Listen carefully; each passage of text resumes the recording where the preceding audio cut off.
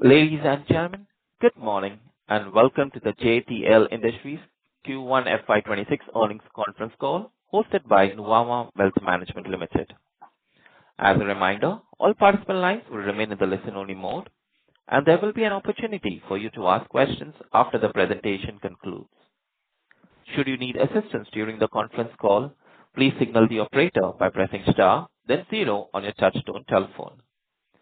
Please note that this conference is being recorded. I will now hand the conference to Ms. Neha Talreja from Nuvama Wealth Management Limited for opening remarks. Thank you, and over to you. Thank you, Dan. Good morning, all. We welcome you to the JTL Q1 FY26 conference call. We are today joined by the senior management of JTL Industries, represented by Mr. Pranav Singla, Full-Time Director, Mr. Dhruv Singla, Full-Time Director, and Mr. Atul Garg, CFO. We will now start with the opening remarks by the management, followed by the Q&A. I will now hand over the call to Mr. Dhruv Singla for his opening remarks. Over to you, Dhruv. Hi, good morning, all. I hope you and your families are doing well.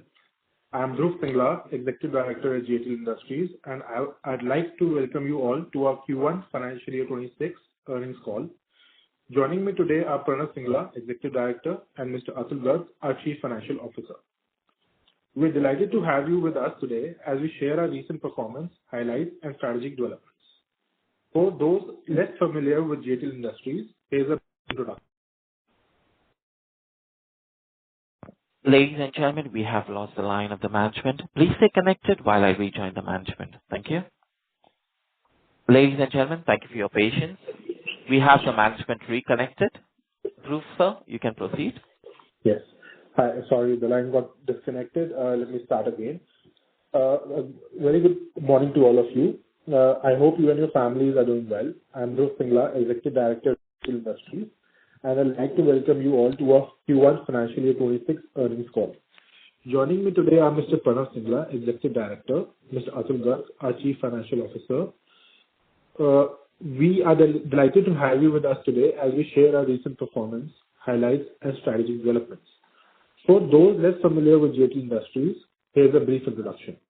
With a legacy spanning over 3 decades, JTL has emerged as one of India's leading manufacturers of steel tubes, serving vital sectors such as infrastructure, oil and gas, water transmission, and construction.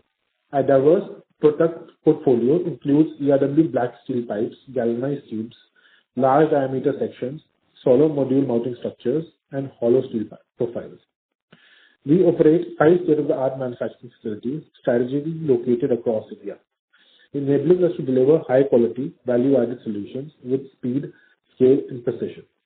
Our focus on high-margin, specification-driven segments, supported by continuous investments in automation, digitization, and quality systems, continues to reinforce our competitive edge.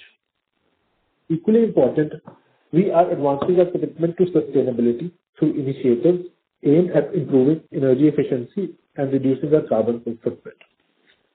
Moving on to the performance highlights. This quarter, we achieved a total income of 5,496 million. Our EBITDA stood at 233 million, translating to an EBITDA margin of 4.3%. We also reported a profit after tax of rupees 165.5 million with a PAT margin of 3%. Sales volume of the quarter were at 108,406 metric tons. Value-added products accounted for 20% of the sales mix, aligning with our focus on higher margin offerings. Export volume stood at 6,404 metric tons for the quarter, which constitutes 6% of our total sales. During the quarter, we initiated plans for the commissioning of a new ASC and API grade pipe market. Through these products, JTL will become one of the very few manufacturers in India with the capability to produce larger diameter, higher thickness API grade ERW pipes, thus placing us in the exclusive league of technically advanced players. This investment will aid in expanding our footprint in high grade segments such as oil and gas, water transmission, and city gas distribution. These markets typically yield EBITDA margins of 7,000 to 8,000 per metric ton, making this development significantly value accretive. I would also like to highlight that JTL Industries has commissioned production of ultra-thin 0.04 mm brass foil through a strategic job work arrangement, making its entry into a higher value niche segment. Known for its low friction and corrosion resistance, this product caters to sectors like defense, aerospace, industrial electronics, and EMI RFI shielding. The job work model allows cost-effective scalability and quality control by leveraging external expertise. This initiative aligns with JTL's strategy to increase value-added products from 24% to 50% of sales, complementing this investment in DFT technology. Backed by 1,000+ dealers and exposed to 20+ countries. And SKUs of 1,500+ SKUs, JTL is well positioned to grow in specialized high-margin markets. I would like to reiterate that the aim behind this diversification is threefold. Firstly, to enter a high-demand niche market with limited competition. Secondly, to expand the value-added portfolio, which will subsequently secure our margins. And lastly, to diversify across alloys so as to reduce dependence and avoid slowdown during an industry downturn. Not only are we focusing on returns, but also making ourselves as irreplaceable and exclusive as possible. As we are undergoing a heavy capex cycle in the new SKUs, the current margins don't reflect the actual margins the company shall be achieving in future. Going forward, our outlook remains optimistic, considering sustained demand across key sectors, our superior quality and due to the key shifts in investments made by JTL. I want to reaffirm our commitment to delivering value through operational excellence and strategic expansion. Thank you for joining us today. I now open the floor for your questions. Thank you. Ladies and gentlemen, we will now begin the question and answer session. Anyone who wishes to ask a question may press star and one on their touchtone telephone. If you wish to remove yourself from the question queue, you may press star and two. Participants are requested to use their handsets while asking a question. Ladies and gentlemen, we will wait for a moment while the question queue assembles. The first question comes from the line of Aditya Welekar from Axis Securities. Please go ahead. Yeah, thank you for the opportunity. So my question is with regard to our EBITDA per ton. So we have seen some underperformance since last quarter. So what is driving this despite our sales volume increasing and VAP share almost at 20%? So if you can throw some light on that. Hi, Mr. Aditya. Good morning. Thank you for your question. There are 2-3 factors to the a little slowdown or say a little less EBITDA per ton as compared to the last times that we have encountered. Firstly, if we are all aware that the duty was implemented in April 21 and on April 21, 2025. After which there was considerable jump in HR coil prices for the month of April and May, which then again corrected in the month of June. So we did encounter a good run rate in the months of April and May, but then again, due to correction in prices, there was a downturn. So some aspects are related to that. Secondly, we had commissioned our DFT in the month of March. In the first quarter, we had pushed our product across segments of dealer network, OEMs, to the tune of sending material to across borders to Gujarat, North, Middle, South. So to get our product out and about for DFT, so we had to take certain pricing dips in that segment and take a hit so that our product is known in the market due to that. We were waiting for certain, since it was the first quarter that the machine was up and running. We had taken some hit because of we had to get the BI certification, the C certifications done. And so there was a little hit in that segment. So all in all, these are the few factors which had pulled down the EBITDA per ton. But this is not a continuous factor. We have seen a good demand going forward in DFT sales for value-added higher thickness as well, since now we have the certifications required for the same. So yes, going forward in the next quarters, we will see a better realization in those terms as well. Okay, And if you say about the sales mix, that currently whatever DFT pipes we sold, they're technically smaller in size ranges, which we didn't include in VAP category. Once those products are in the size which get VAP margins, they'll be included in that category, and the VAP share will go up accordingly as well. So we'll get the VAP margins accordingly, and we'll include the products in that category itself, that time itself. understood. So going ahead from Q2, can we expect that means our EBITDA per ton, means we have a full year guidance of 4,000 rupees per ton, and then our full year VAP share is guidance is 40%. So are we on track to hold this guidance going forward? Yes, we are on the two guidance still intact as well. If I just mentioned that if you did 8,000 tons of sales of DFT pipes in Q1, those were included in general category. Going ahead, those 8,000 tons, when they will give us a margin of 6,000, 7,000 rupees EBITDA per ton plus, they will be constitute toward VAP as well, which will make the VAP share go in a high percentage as well. And at the same time, will increase the EBITDA per ton as well. So all in all, those factors will bring up whatever you're asking for. Okay, so you are holding 4,000 rupees per ton EBITDA guidance for 26, and for 27, any color, because we have introduced DFT and then our color coated lines, this Mangaon facility, as you have stated in the presentation, this ARW API grade GI coil, so all this will earn higher EBITDA per ton. So any color on EBITDA per ton trajectory going forward in 27? See, the thing is, as all of these products are new for us, although the peers are commanding a very high EBITDA per ton on them, but as the situation happened in DFT, to start circling the products in the market, we have to take a hit on the margins in the beginning. That might happen once we lose those products as well. But eventually, once everything is established and up and running in a proper way, we will get a much higher EBITDA per ton. But to guarantee what kind of EBITDA per ton we'll be getting in FY27 Q1 or H1 of FY27, that is something that we're not even clear about right now ourselves as well. Going ahead, as the production picks up, as the certifications are received, and as the product is spread in the market, we will be able to command a higher EBITDA.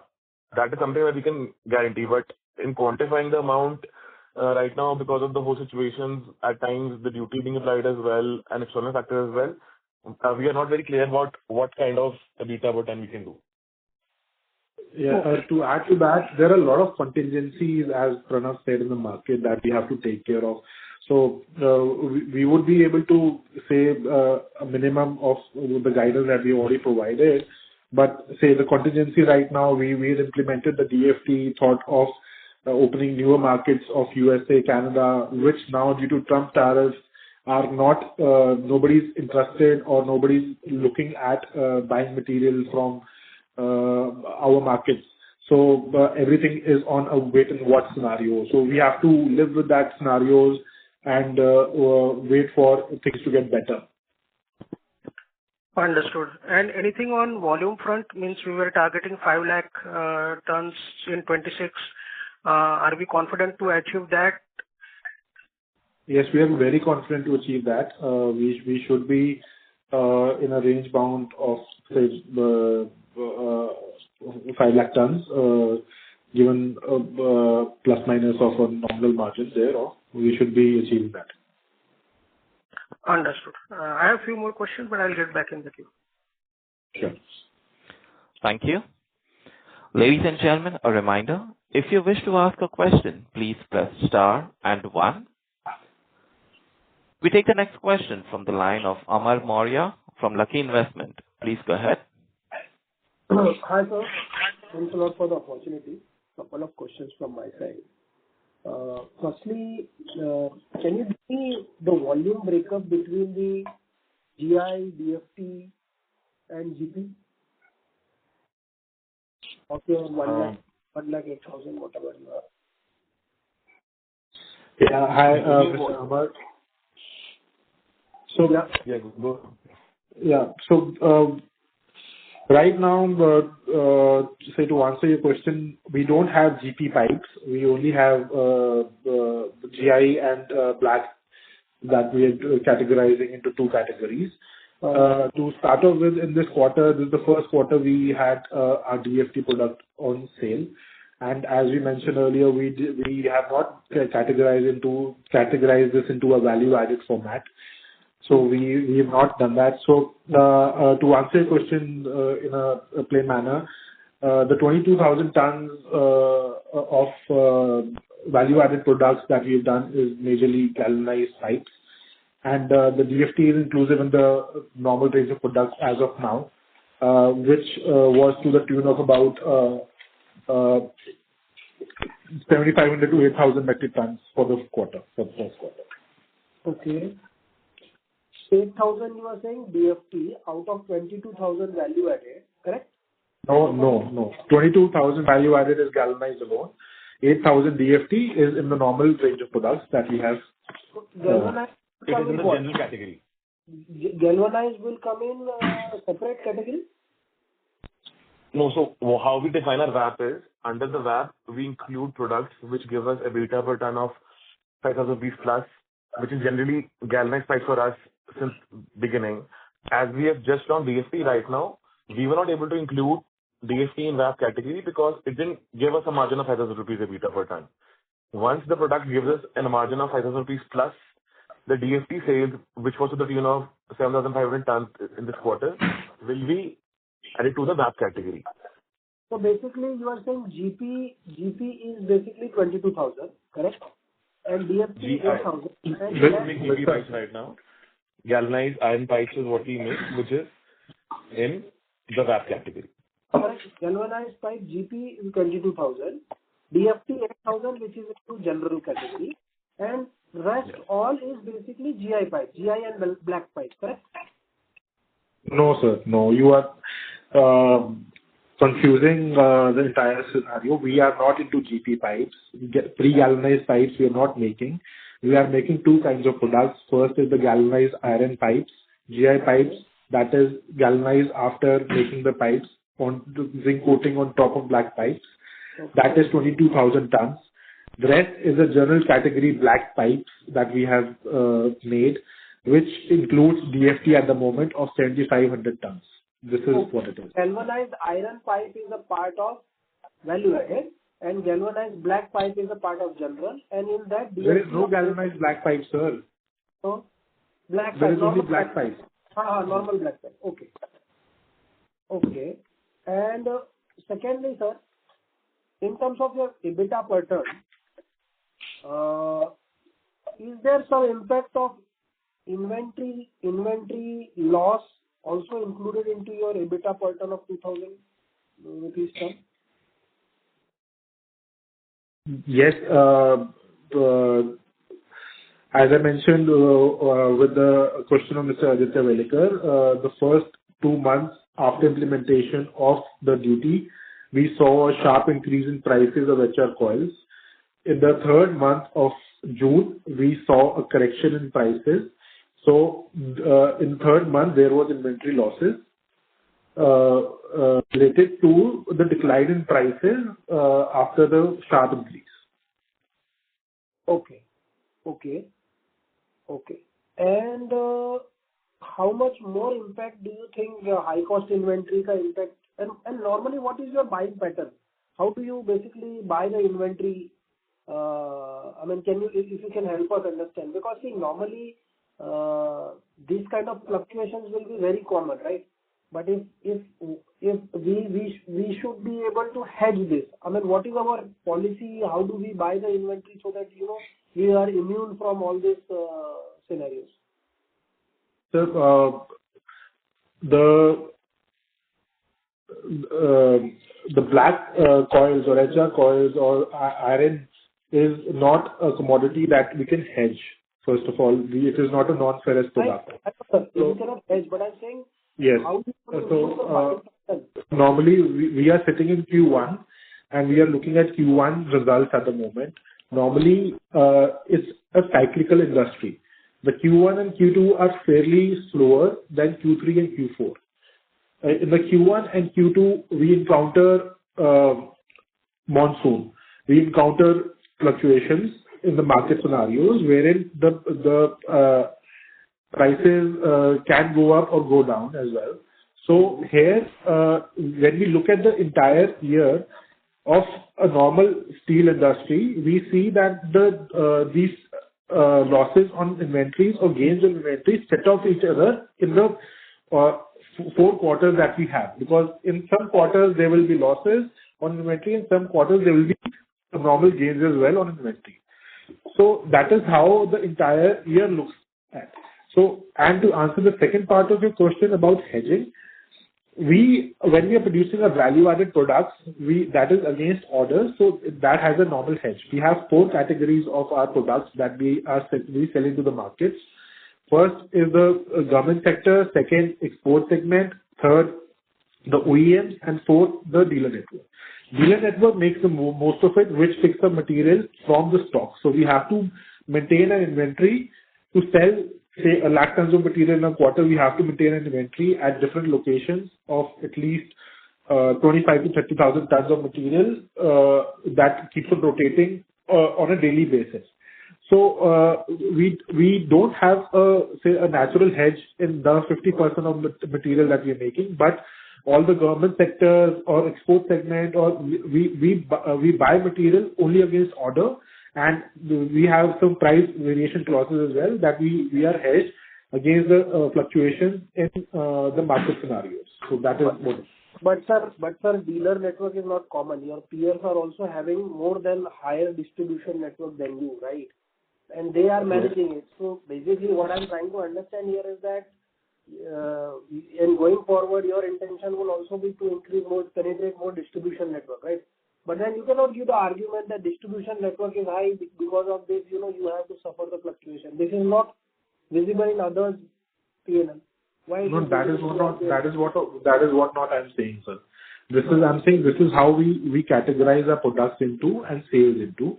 Every company has their different modes of sales, and this is how we are working on top of it. That is what I said.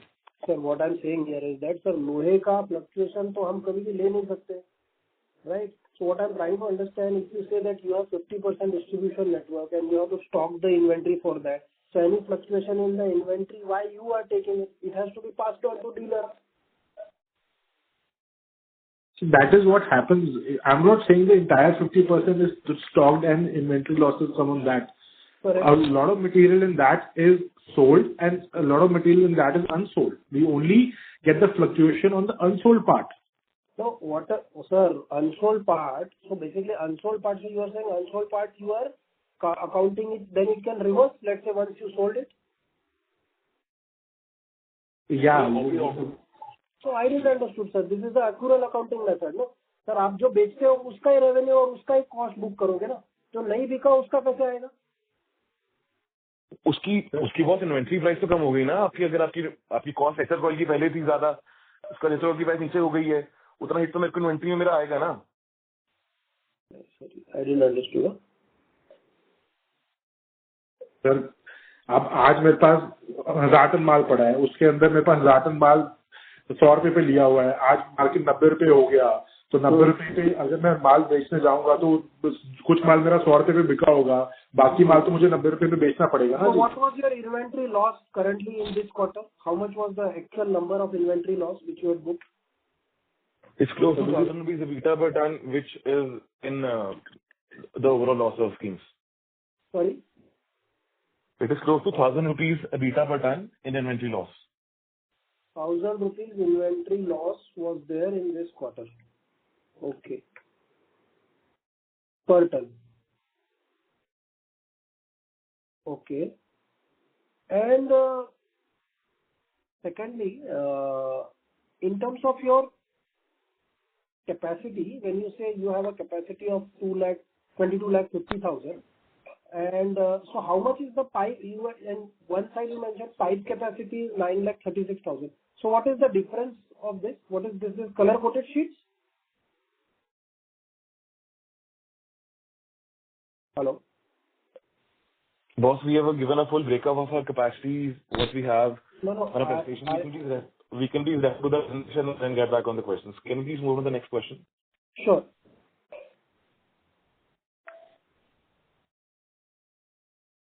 Thank you. We take the next question from the line of Vishal Dudwala from Trinetra Asset Managers. Please go ahead. Am I audible, sir? Yes, Vishal, please go ahead. So my first question is, revenue per ton fell from 56,000 to 54,000 on Q-on-Q basis, despite higher volumes, which end market saw the sharpest price drop. Sir, can you come again? The last portion of your question was not clear. Okay. So let me repeat it.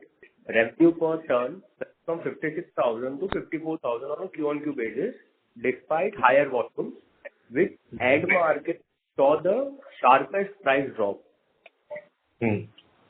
Yes. So, firstly, our revenue per ton is on a blended basis.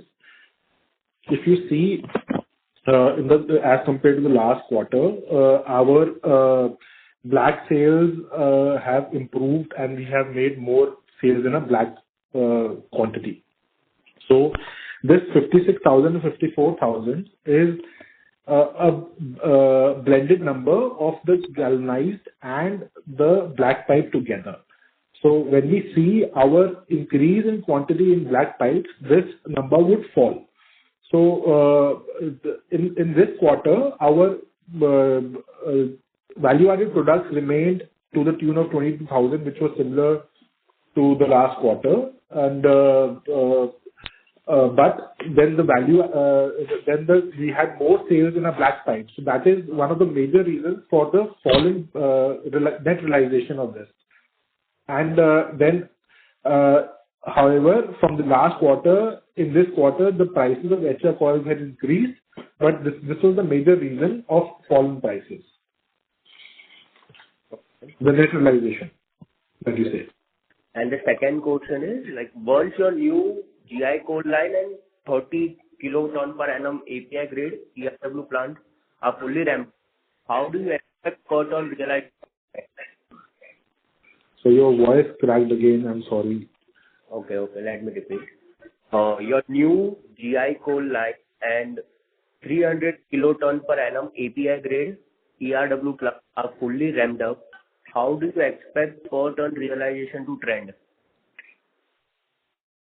So, see, after this is a scenario of by the end of year, we'll be only seeing the quantities of these two coming in by say the first quarter of the next year. Something would come in the last quarter as well. So the third quarter realization for the same shall trend onwards. But again, we have to put in this material, as we mentioned earlier, we have to put in this material to the market test and penetrate into the new markets that we are not presently available in or present in. So we have to probably will have to penetrate by giving a higher amount of discount than our competitors in these markets. So if we, it's safe to say that we'll be having a higher net realization, but not just on the fully ramp up. We will have to take another 6 months for this to ramp up in the next year to the full capacity, and then we will be able to answer your question related to this. If we talk about the present scenario, we can see a net realization going up to about 2,000 to somewhere between 2,000 to 3,000, but that is according to today's scenario. Okay. Got your point. Like, I will wait in the queue for the next question. Thank you for now. Thank you. Ladies and gentlemen, if you wish to ask a question, please press star and 1. We take the next question from the line of Jyoti Singh from LIC Mutual Fund. Please go ahead. Hello. Hello. Yes, Jyoti, please go ahead. Yeah, hi. Actually, just wanted to know, last quarter, when I asked that there was a rise in steel prices, but we did not see any sort of benefit coming in Q4. You had told that that will come in Q1, but in this quarter as well, we are seeing that blended realization is down. Also, the EBITDA pattern has been hit. So what has happened totally? Where are the benefits? In fact, there is there is an inventory loss. So can you explain the entire thing that has gone to it? Hey, Jyoti. Hope you're doing well. So basically, in this quarter, the first 2 months, the HRC prices were on a rising trend when we were able to encash everything, and the average realizations were higher as well. But by the end of the quarter, or by, it's safe to say, in third month of the quarter, the prices were taking hit. The prices fell by around 3.5 to 3 rupees per kg of HRC. Eventually, the hit came to us as well on the same ratio. So because of those situations, whatever gains one realized in the first 2 months of this quarter, those were offset in this quarter itself and eventually turned out to be losses. And to answer your question about the blended realization, as I mentioned in the last question as well, the blended realization is a take of the black and the galvanized together. So in the last quarter, we did a higher galvanized pipes, and this quarter we did 22,000. Last quarter we did 27,835 of value-added products. So the blended realization is, and we did a higher quantity as well in this quarter as compared to last quarter. So that is what the blended realization entails. So if and when our value-added products will go up, it will increase the blended realization, and then the decrease in the same will decrease the blended realization. Okay. But what led to the rise in cost, and how is this getting into? Because your other expenses has reduced. Earlier, I was on the intention that because you commissioned the DFT technology, so that must have dented sort of EBITDA. But there also we see that other expenses have been in control. So what has gone into it? Only just the cost of raw material increase? Yes, ma'am. You're talking about the blended realization or EBITDA fall? EBITDA fall, because the other expenses has also come down. So earlier I was of the view that because you have commissioned the DFT technology, so there is a possibility of the expenses going up, but that is also under control, but still the EBITDA is down. Yes, ma'am. There is a two-factor relation to that. Firstly, the third month of the quarter, we saw correction in prices. The prices fell, and there was an inventory loss of 1,000 per ton, as Pranav mentioned in the last question that we were speaking about. And secondly, to push our DFT sales, we had to get our product out and about. We are normally serving only the Maharashtra region from our Maharashtra plant and some places of Gujarat. But to get up the DFT product out and about in the pan-India basis, we had sent the product to Gujarat, North, MP, Chhattisgarh, South.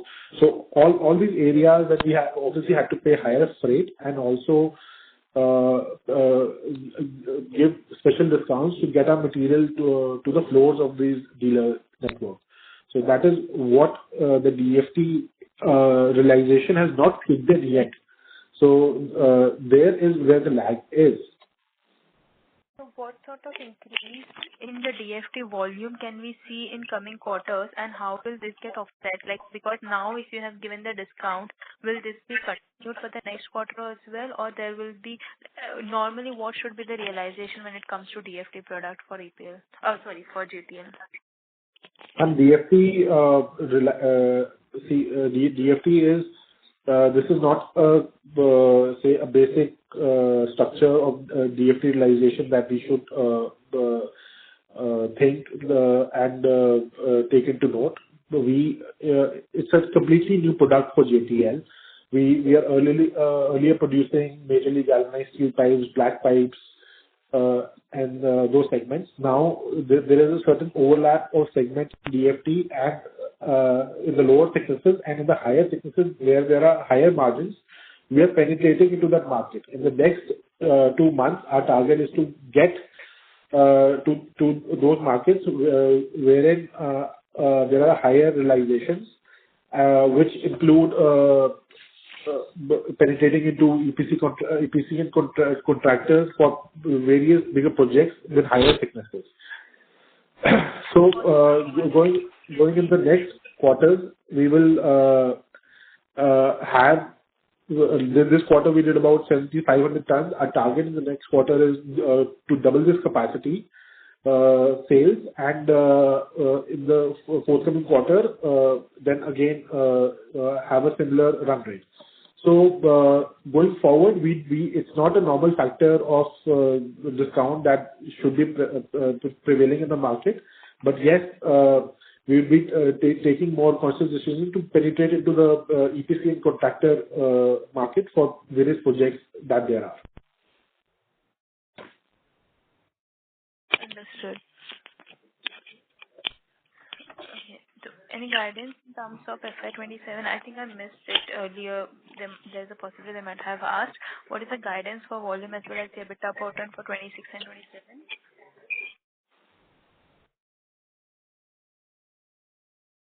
The guidance for this year is we'll stick to 5 lakh tons of sales volume. And the guidance for the next year is that we'll do 30% growth over our 5 lakh tons sales volume this year. And EBITDA?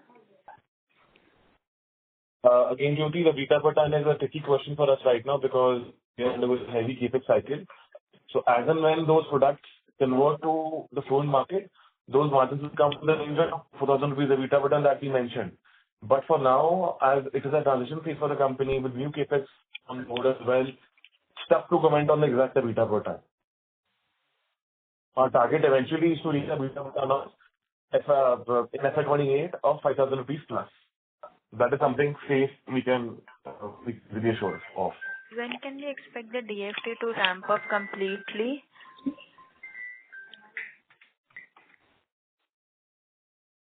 Ma'am, in the next 2 quarters, we are seeing at least a 50 to 60% growth in DFT sales. So ramping up complete capacity is still a bigger question, depending upon various market factors, as we mentioned earlier. Due to export markets, we were contemplating opening of the US and the Canadian market with the DFT segment, but due to Trump tariffs being implemented in these past months, and nobody having any clear indication of the same, we were not able to enter those markets. So we still don't have any clarity on these factors. So giving it a full fledged capacity utilization is a little tough for us to say right now. But we are on the ground working on our capabilities to increase our sales in the domestic as well as the export markets and same. Okay. Yeah, that's it from my end. Thank you. Thank you. The next question comes from Ajit Sethi from Eco Quantum Solutions. Please go ahead. Thanks for the opportunity. So I just had one question. The demand for ERW pipes, domestic demand is 9 million tons, and the domestic capacity is around 13 million tons. So why we are expanding in ERW pipes?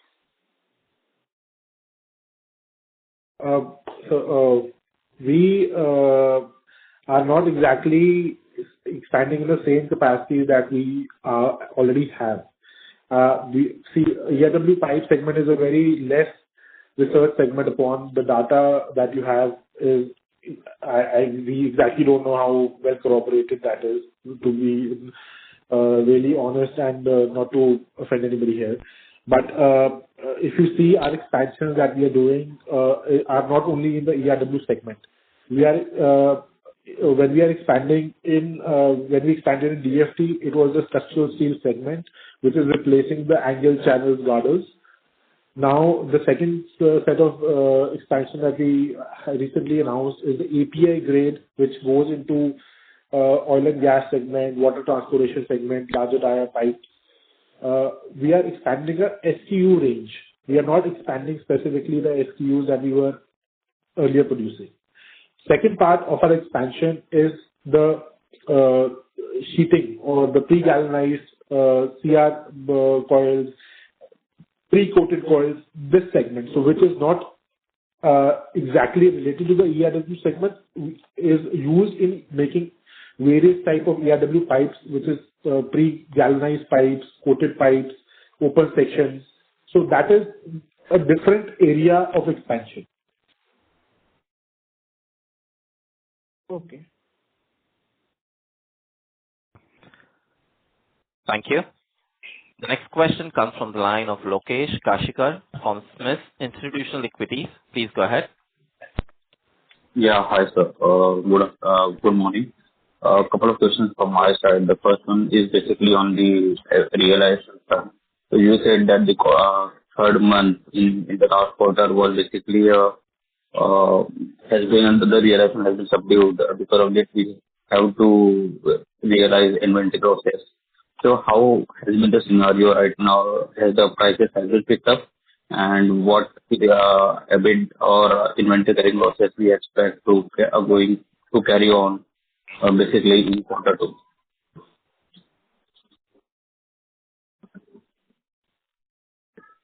Hello? Yeah. Hi, Mr. Lokesh. So the realization per metric ton, as we tried to explain earlier, is due to a blended realization of value-added and black pipes. So wherein value-added in the last quarter was higher than value-added this quarter, and we did more sales in black pipes this quarter, so the net realization has decreased, even after certain increases in HR coil prices. Now, to come to the second part of your question of how do we see this quarter going forward? In the last month of June and this month of July, we've seen correction in prices continuously, specifically due to the preset of monsoons and having less demand in the market thereof. The same would be reflected and would be, I think, available in the news with the companies like JSW, Tata, etc., them offering certain price indications on the HR coils. We can say that there were inventory losses in the last month of June, and this month, since we've been buying newer products at the newer prices, so they will be subsiding in this quarter, and going forward, we will have to see how the next 2 months are due to the monsoons and the demand thereof. But as of now, we are having a continuous run rate of what we did in the last quarter. So hope there is a good chance we are able to achieve a similar amount and exceed the same as well in the coming quarter in terms of volume. So that is what our outlook and guidance is. But sir, on EBITDA per ton, is it fair to assume that some old inventory having higher prices is likely to have some impact in quarter two, due to which we can expect some subduedness in EBITDA per ton in quarter two, and thereafter it will rise in quarter three and quarter four with a rise in demand? Is it fair to assume? We are only carrying an inventory of about 20 to 25 days. So whatever major inventory loss had to come came in the month of June. Now, as I said, we are purchasing new inventory in July. So those continuation of losses will not be prominent in this quarter. So going forward, we shall be maintaining the outlook of a better EBITDA per ton in this quarter. Sure. And secondly, sir, we have recently basically commissioned our capacity basically on the DFT lines in Mangaon plants. So you have already said some traction has been achieved, and we have sold around 7,500 crores of metric tons of volume in Q1. But you have already said that you have sent some products in the region of Gujarat and other places.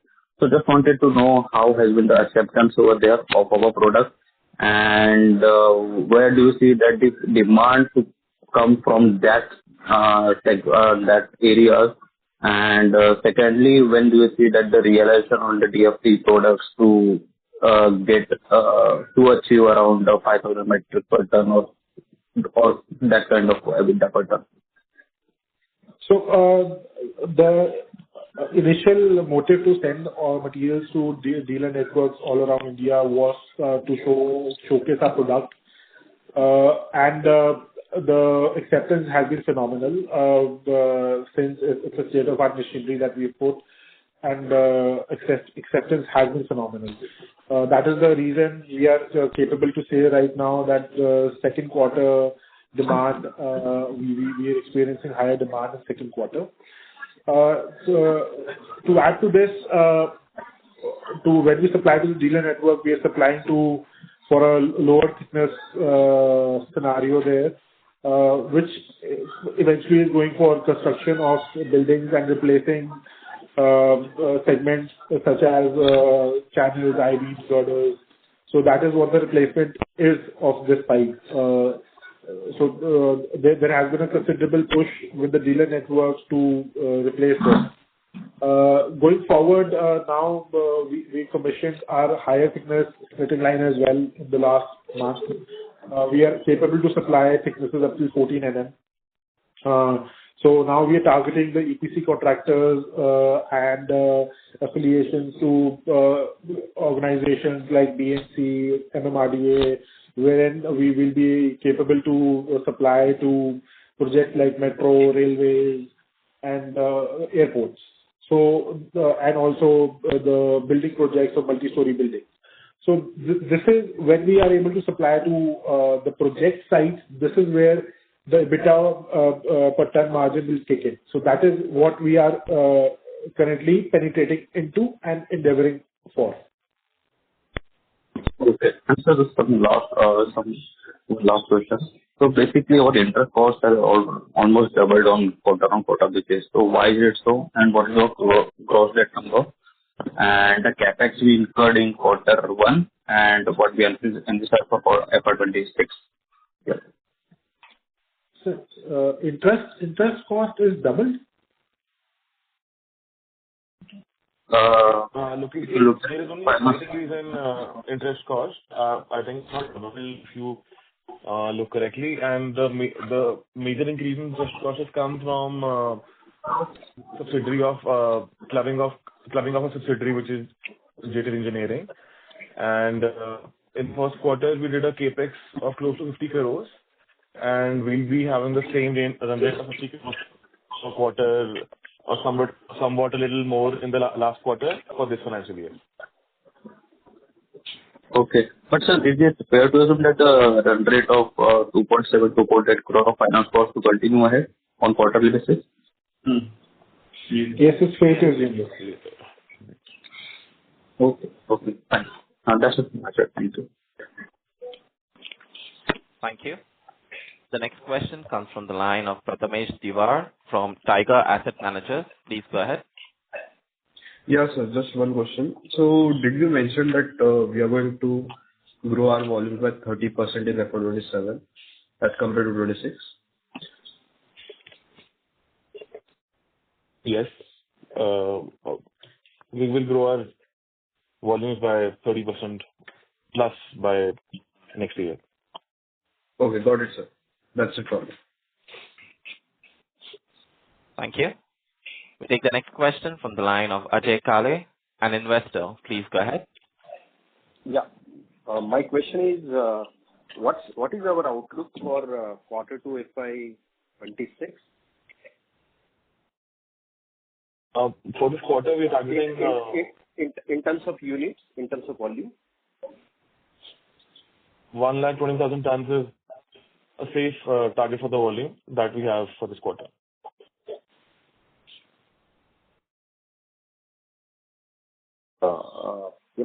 The numbers, because in last meeting you said you will divide 5 lakh metric ton, mainly first half will be 2.5 metric ton and the second half will be 2.5 metric ton. So this quarter we achieved 1.08. So if I add 1.2, then we will miss the volume target. So why are we planning the lower volume for this quarter? No, this is a safe target for us. Obviously, our aim is to achieve a bigger number than that. And when I mentioned last year, the average run rate for this, I was saying in this way that our capacity expansion, which will be part of our GP calls, is coming in third quarter, which will be increasing the volume flow as well. So the run rate, how it will happen is, if we miss out some volume of 2.5 lakh tons in Q1, we will end up covering a much more bigger number than that in H2. See, I understand. Typically, the future always looks bright, but why we can't achieve the numbers 2.5 metric tons? So is there any specific reason? Is it the ground inventory?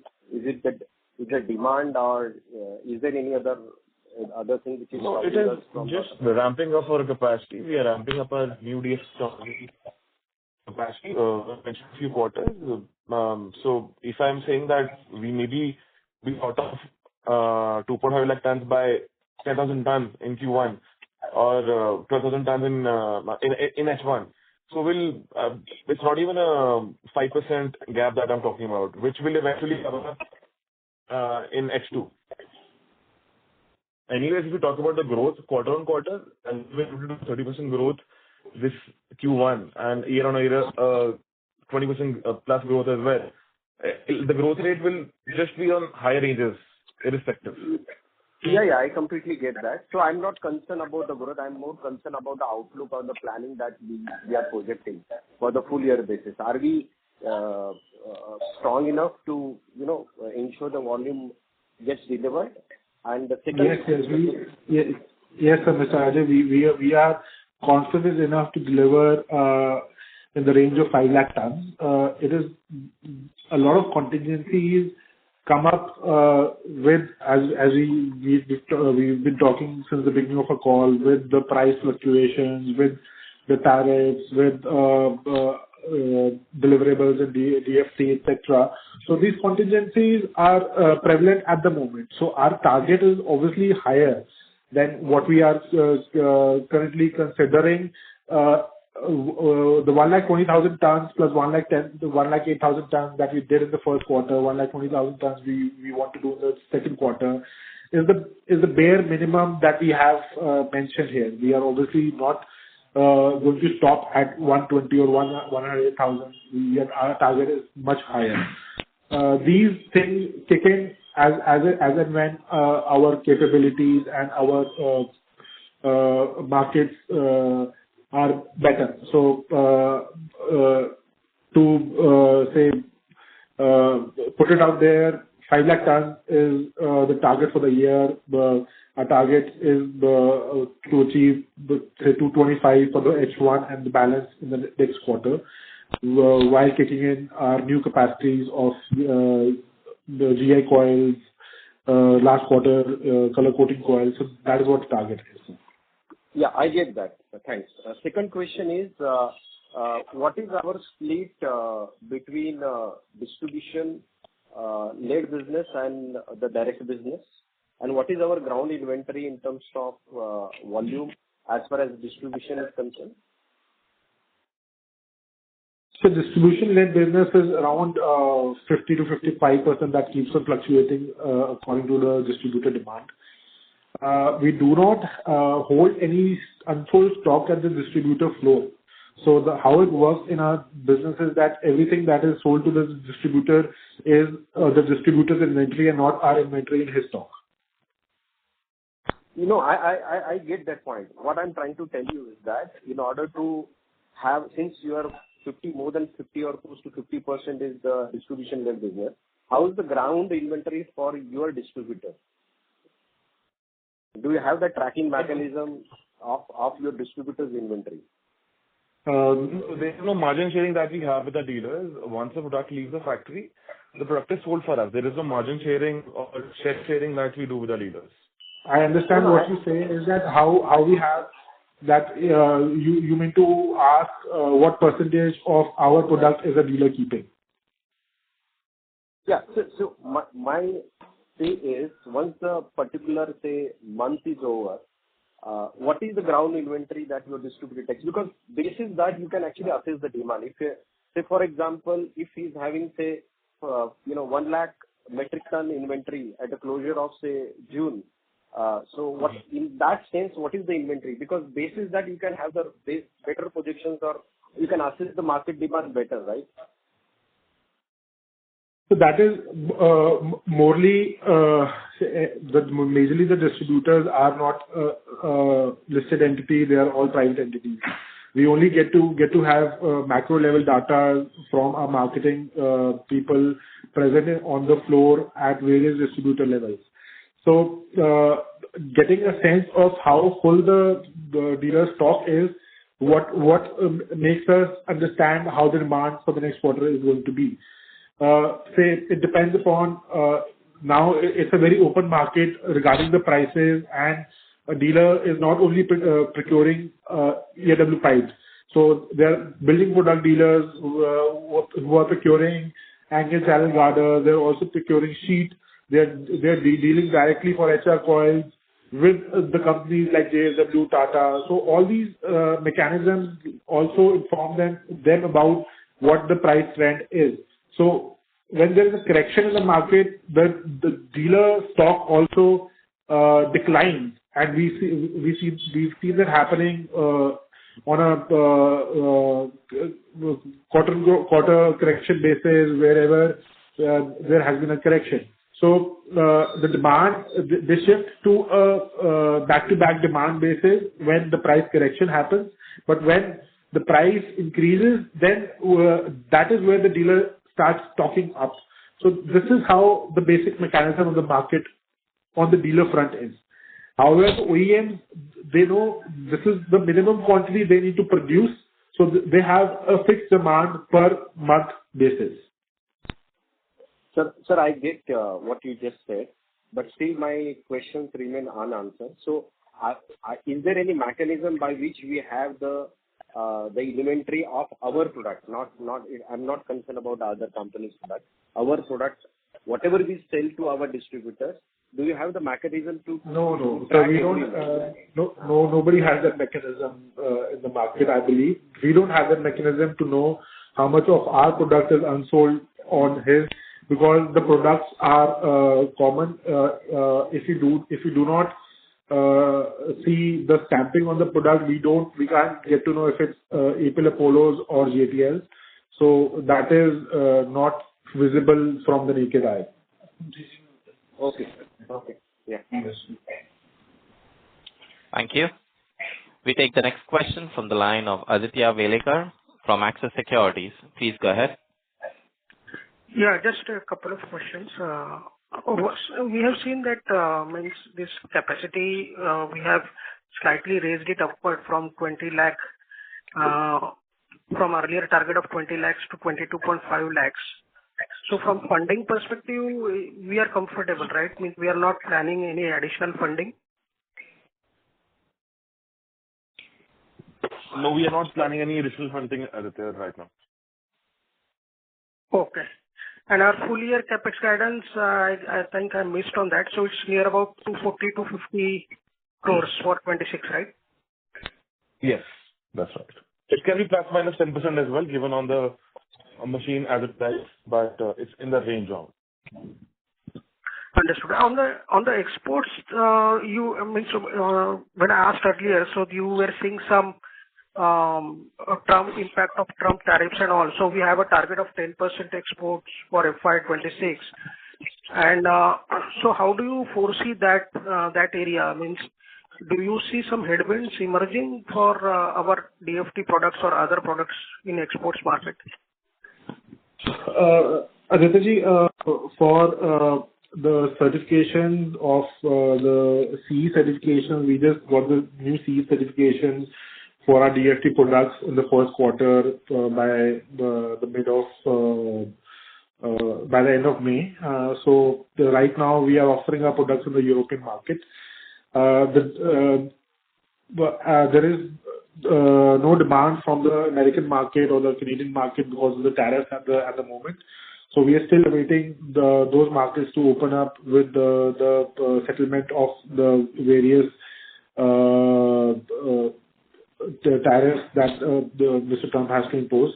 So going ahead, our target still remains 10% or under 10%, just below under 10% for the export markets. We certainly, with the new certifications, newer buyers and the markets will open up in the European segment, the African and the Australian segment as well. We are working on the same, and the next 6 months will be shall give us more clarity on how we are positioned to sell our DFT products in these markets. We are on track as per the last year for our galvanized pipes product exports that we have already seen with the current exports that we did in the first quarter. Understood. Thanks a lot. Thank you. Thank you. Ladies and gentlemen, due to time constraint, we take that as the last question, and we conclude the question and answer session. I now hand the conference over to the management for their closing comments.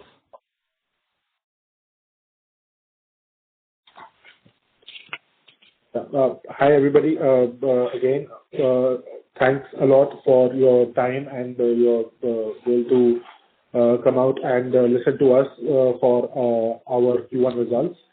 Well appreciated. See you in the next quarter earnings calls. Thank you. Thank you. On behalf of Nuvama Wealth Management Limited, that concludes this conference.